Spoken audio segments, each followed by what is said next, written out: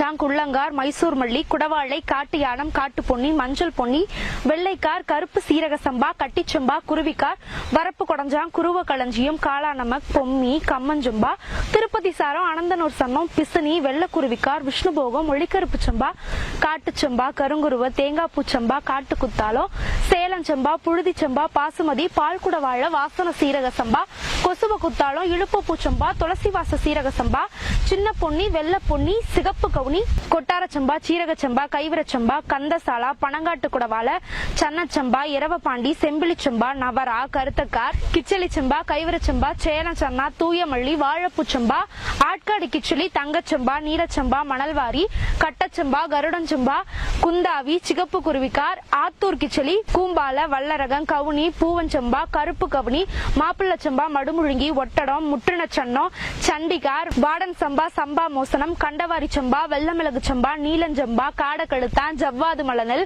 வைகுண்டாங், கப்பக்கார், களியஞ்சம்பா, அடுக்குனல், ராஜமன்னார், செங்கார், முருகன்கார், சூரக்குருவை, சூளக்குணுவை, வெள்ளக்குடவாளை, நொருங்கன், பெருங்கார், பூம்பாளை, வாளான், கொத்தமல்லி சம்பா, சொர்ணமசூரி, பயங்கொண்டாம், பச்சை பெருமாள், வஸ்திரமுண்டாங், கோணக்குருவ, புழுதிக்கார், கருப்பு பாசுமதி, வீதிவிடங்கான், கண்டசாலி, அம்யோமோகர், கொல்லிக்கார், பெருங்கூம்பாளை, டெல்லி போகலு, கல்லுண்டை, கல்லுருண்டை, ராஜமுடி, கச்சக்கும்பாளை, மதிமுனி, ராஜமுடி, 60ஆம் சம்பா, காட்டு வாணிபம், காஷ்மீர் தால், கார்னல், ஹாலு உபலு, திமாரிக்கமோடு, மல்கமோடு, சித்தசனா, கட்கா, செம்பாலை, சிங்கினிக்கார், மிளகி, வால் சிவப்பு என்று 153 பாரம்பரிய நெல் வகைகள். மண்ணில் எதை போட்டாலும் மக்கிவிடும், விதை போட்டால் தான் முளைத்து வரும். அந்த வித்தையை கற்றுத்தந்த விவசாயிகளுக்கு சொந்தமான டெல்டா மாவட்டத்திலிருந்து ஆரூர் தமிழச்சியின் தலை நிமிர்ந்த தன்மான வணக்கங்கள்.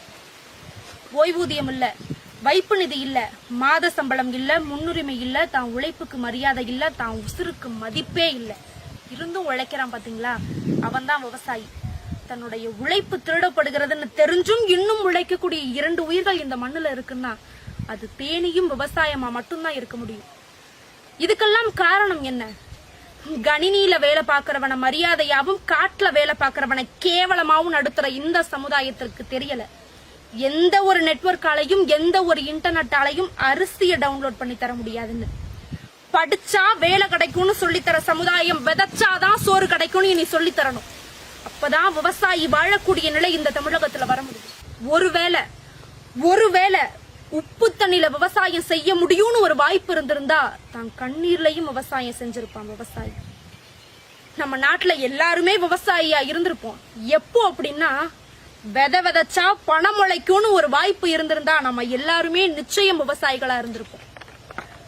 விவசாயம் படிக்க மட்டுமே துடிக்கும் மாணவர்கள் என்றைக்கு விவசாயம் படைக்க முன்வருகிறோமோ அன்று விவசாயம் தமிழகத்தில் வாழும். விவசாயி தமிழகத்தை ஆள்வான். இனியொரு விதி செய்வோம். ஆண்டு முழுவதும் அதிக விவசாய மகசூல் தரும் விவசாயிக்கு பத்மபூஷன், பத்ம விபூஷன் விருது வழங்கி சிறப்பிப்போம். அப்புறம் வழங்கலாம் ஆசிரியர்களுக்கும் அரசு ஊழியர்களுக்கும் ஓய்வூதியம். உலகையே உள்ளங்கையில் கொண்டு வர இங்கு எல்லோராலும் முடியும். ஆனால் உள்ளங்கையில் உணவை கொண்டு வர விவசாயியால் மட்டும்தான் முடியும். பணம் பார்க்க இங்க 1000 வேலை இருக்குங்க. உணவை கையில எடுக்க ஒரு வேலை இருக்குன்னா அது விவசாயமா மட்டும்தான் இருக்க முடியும். ஏற்புடிச்சவன் ஏமாளியும் இல்ல, மண்வெட்டியை எடுத்தவன் மடையனும் இல்ல. இதை இந்த சமுதாயம் புரிந்து கொள்ளக்கூடிய காலம் வெகு தூரத்திலும் இல்லை. நன்றி, வணக்கம்.